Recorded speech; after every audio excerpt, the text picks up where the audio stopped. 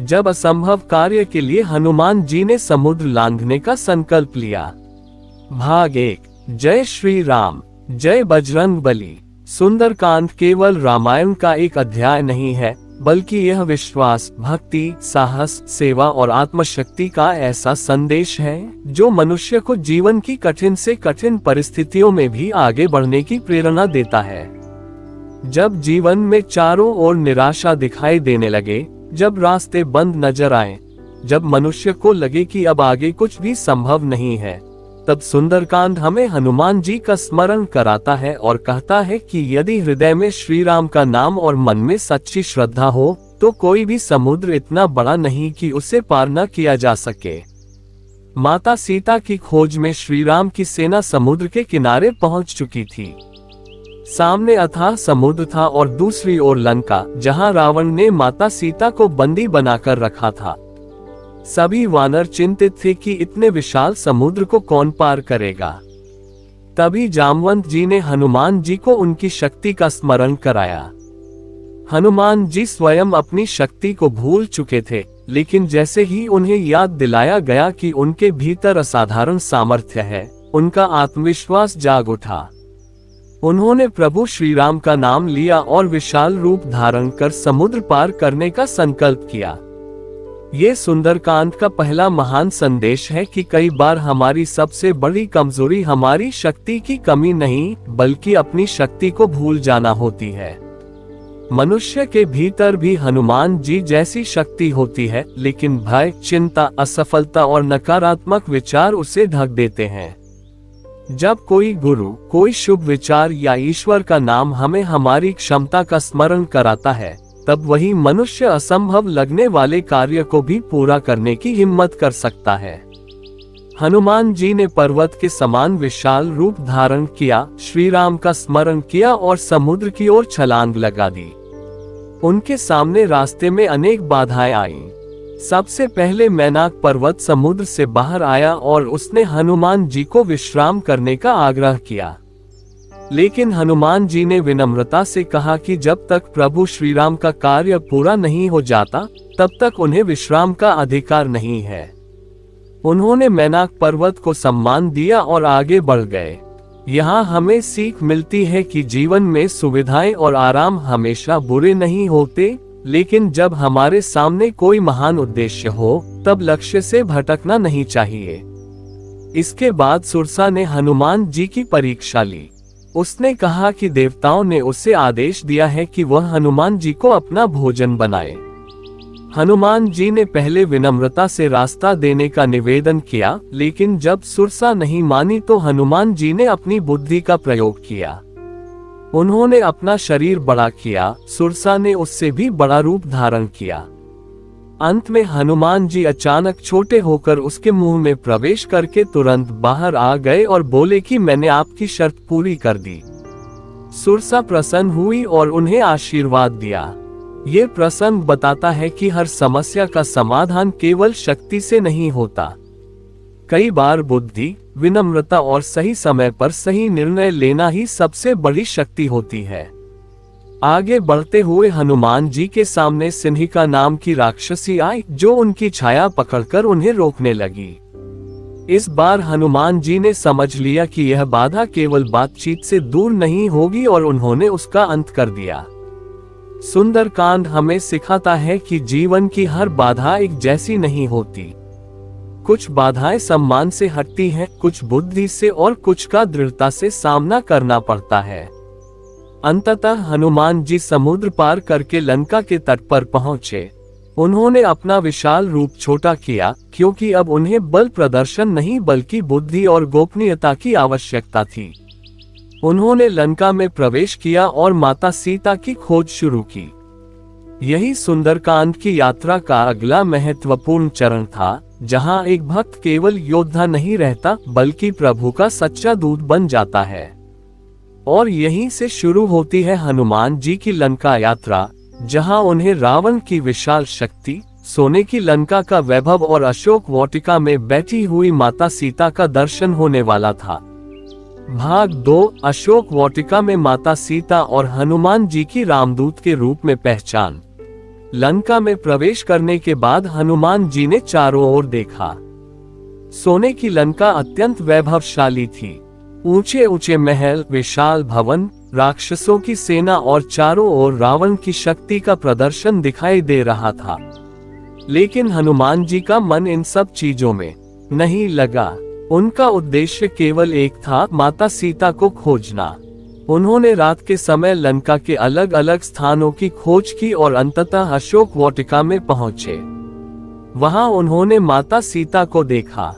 माता सीता अत्यंत दुखी थीं। उनके चारों ओर राक्षसियां थीं और वे लगातार श्री राम का स्मरण कर रही थीं। उनके शरीर पर कष्ट के चिन्ह थे, लेकिन उनके मन में श्री राम के प्रति विश्वास अटूट था। ये दृश्य देखकर हनुमान जी का हृदय भावुक हो उठा। वे जानते थे कि सामने वही माता सीता है, जिनकी खोज में श्री राम और पूरी वानर सेना प्रयास कर रही है। लेकिन हनुमान जी के सामने एक बड़ी चुनौती थी।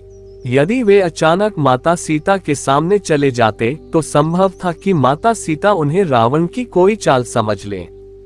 इसलिए उन्होंने पेड़ पर बैठकर धीरे धीरे श्री राम की कथा और उनके गुणों का वर्णन करना शुरू किया।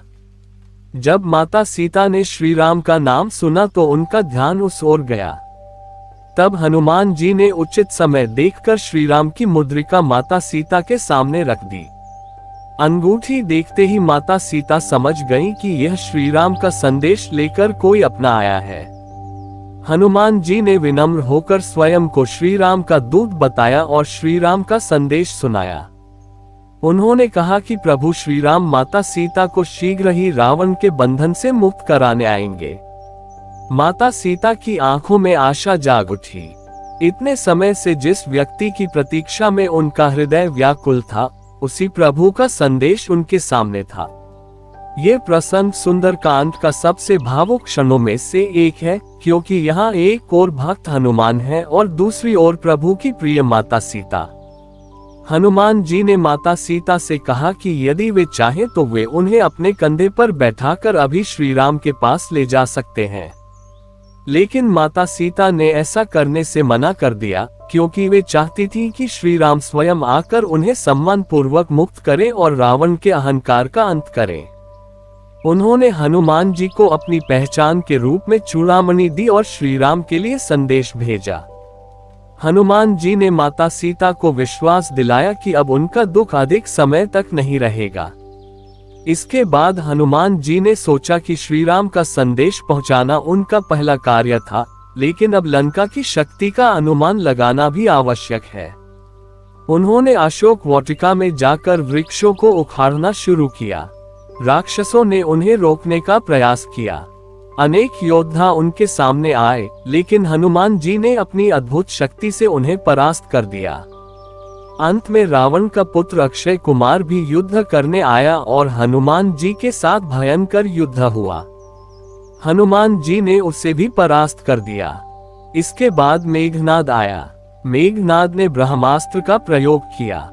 हनुमान जी जानते थे कि वे चाहें तो उस बंधन से मुक्त हो सकते हैं, लेकिन उन्होंने ब्रह्मास्त्र का सम्मान करते हुए स्वयं को बंधा रहने दिया, क्योंकि उनका उद्देश्य रावण के दरबार में पहुंचना था।